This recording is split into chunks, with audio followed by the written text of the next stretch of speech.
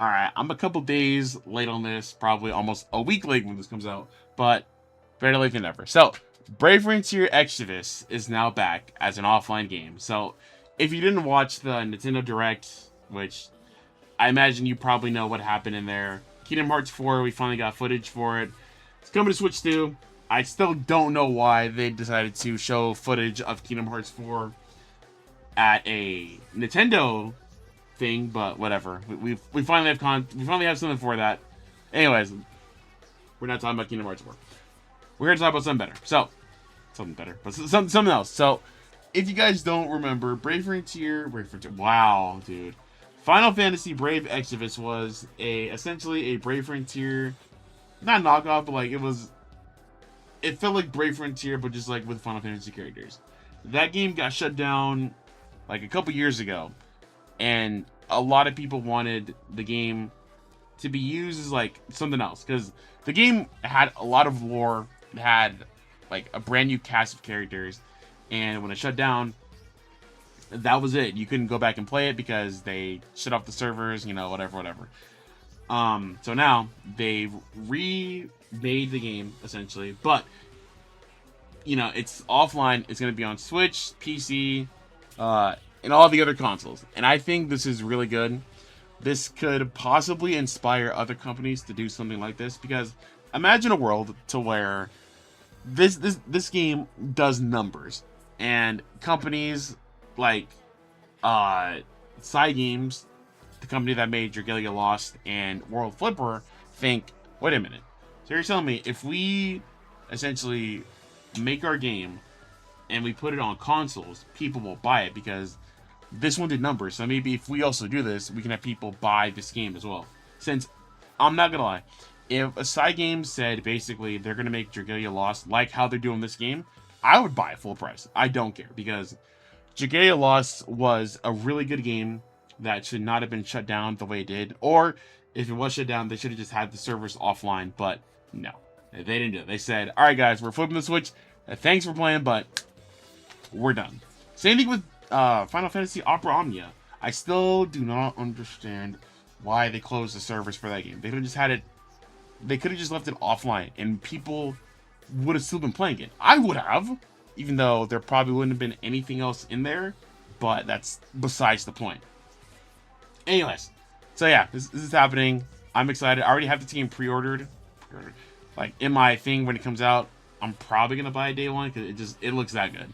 But let's see the trailer. Unless I have to sign into Twitter. If I have to, then we're not gonna see the trailer.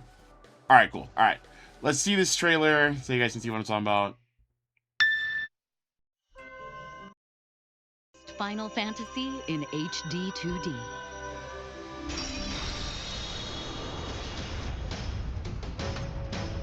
Final Fantasy returns to its roots with cinematic pixel art in a classic tale of crystals with a new twist.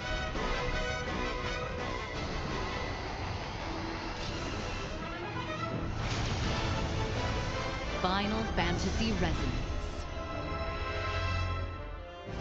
A mysterious warrior driven by revenge and shrouded in darkness seeks to shatter the 8 crystals that sustain this world. Like this just looks so good. Like I know I already seen this before, but for the people who haven't, this looks really good. Again, I'm glad that they are doing something with the engine, well, not the engine, but like the stuff they had for it because I think they should use more of a stuff. Obviously, like I said, with games like Dragalia Lost, but I think in general they should do this more instead of just basically creating this a game like Final Fantasy Brave Exvius and being like, well, that's it, guys. Thanks for playing, but we're out of here. But yeah, looks good. And emphasize, I love pixel RPGs, and like they said, Final Fantasy is going back to its roots because before we got like games like Final Fantasy 15, that's a bad example. Like, you know what I mean? Final Fantasy was a 2D RPG, but then obviously as the years went on, they did more with it, and yeah. So I think them going back to their roots was like 2D HD. I think is gonna do numbers because look at games like Octopath Traveler, beautiful game. If you've never played Octopath Traveler, go play it. It's really good. But anyways, go back to this trailer. As a Knight of the realm, you set out on a journey to protect the crystals. Encounter allies bound by a shared fate. Explore fantastic lands. And overcome. Look at this. Look at this. This looks, oh man, this looks so good. This looks so good. This just brings me joy that, you know, we still have this. This just brings me so much joy. Countless perils along the way. Oh, Ring talks? Lots of talks. Okay, sweet. Uncover the secrets of the past as you discover the truth of this world. Summon new strength from outside and within.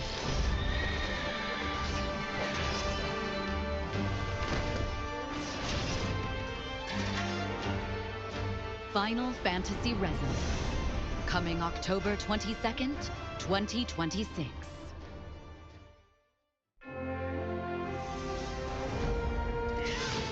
Heroes resonate across. Okay, well that answered my question. I was gonna say, I wonder if they're gonna have like characters from other Final Fantasy games appear, but I think that answers my question. I just, before we continue, I just hope they don't do a thing to where it's like, oh yeah, you can recruit heroes, you just have to like get in-game currency. I hope they don't do that. I really hope they don't, but let's see. Worlds.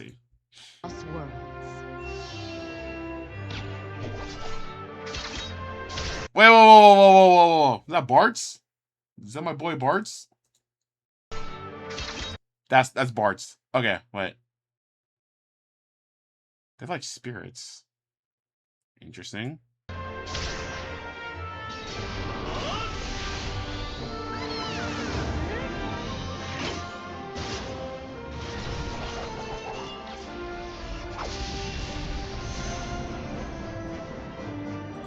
Okay. So I don't think we know how they're gonna incorporate that, but that is interesting. That is interesting that is a thing. Again, I hope it's not like a gotcha aspect of the game. I hope it's just like you recruit them, their story or something. But yeah, I don't know. Anyways, let's see what people are saying about this, because I imagine either people are going to be excited or people are not going to be excited. Yeah, that makes sense. Gee, look, people are either going to be happy about this or, and follow me with this one, they're not going to be excited with this. Dr. Seuss ass thing. Alright. There is hope for Final Fantasy War of the Visions as well. Oh, Brave Exvius, how I missed you. Nier are preparing a summoning circle for a Nier reincarnation as we speak. True! Honestly, I forgot about War of the Visions, and the gacha version of this game just shut down not too long ago. Totally forgot about that, but that would be cool if this does numbers and they bring that back too, because again, the Nier game was good. It could have been its own game, but whatever, it wasn't. Same thing with War of the Visions. Alchemist Code. They can do it with Alchemist Code. Like, if this is numbers, Gummy, you guys can do it with Alchemist Code. You guys can do this with Brave Frontier. Phantom of the Kill. You guys can do this with other stuff as well, instead of just this.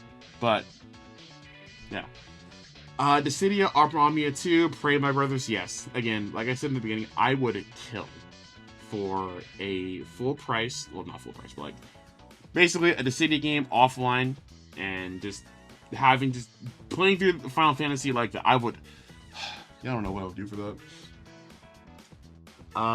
My first gacha ever, glad it got resurrected into an offline game. Season 1 and Season 2 still got peak. Is that Darkfina? It's been a while. A list of changes from the mobile game. It emphasizes it is not a port or remake, but it serves as a foundation. It is a full turn-based RPG with each party member and enemy taking their turn on the timeline. Seen on upper left, mobile game had a Valkyrie profile-like system where you select each character moves and tap to activate, and if you got the timing right, they combo for extra damage. Afterwards, the enemy takes your turn. You have 4 active party members rather than 6 5 your own and 1 friend unit. Characters have weapon, armor, accessory equipment rather than 1 slot for a single-handed, dual-wield weapon and shield. 1 for head, 1 for body for accessories. Characters can equip 1 vision for extra abilities. In the script, seemingly they went for experts instead. Visions are various characters from Final Fantasy games, but also some of the Final Fantasy Brave Exvius originals. Confirmed characters include you, Wilven, Aline, Thorn, Leah, Charlotte. You get a small cutscene of their stories, which means spoilers for the main mainline of Final Fantasy games. If you care about that, I'm not gonna lie. I would be so mad if I've never touched a Final Fantasy game a day in my life, and I play this, and they're like, and like I don't know, you pick. I don't know who's a good. What's a Final Fantasy game I play? That's like, I don't know. Spoilers for Final Fantasy 4, but it's like if you pick Cecil because he looked cool, and like in the cutscene it shows Cecil going from a Dark Knight to a Holy Knight. It's like what? Why do you do that? I would be kind of mad. I gotta finish Final Fantasy 4, but you get it. It's just kind of funny. What seems to be a mix of Final Fantasy 5 jobs and Final Fantasy, I don't know, 10 supports. Characters can mix and match active skills, passive from visions. Each costs a random amount of AP. You can equip up to 8 total while not going above a certain amount. Visions can level up as you use them up to 3 stars. There's a lot to read. Fina is now the dedicated summoner. Siren comes back as the first available. You get more after beating them in optional battles on their optional dungeons. Boss animations are live 2D-ish, unlike the frames per frame sprites of the mobile game on the Octopath series. Each enemy has a break gauge, while the mobile technically had it. It was introduced in the middle of the years rather than quickly abandoned. Anyways, usual business of hitting the weaknesses okay. Your party does a Persona style auto attack. That's pretty sweet. I think more games should do that. Story is based on season 1 of the mobile game. World map is now walkable. Content separated by water rather than node-based progression. Chamber of Arms. Go to a space dimension to fight optional bosses for big weapons. And Coliseum. Be a series of certain enemies. Okay. Return. Gilgamesh is in as a reoccurring NPC boss you see so often. Okay, that's a lot. I mean, a lot of this does sound cool.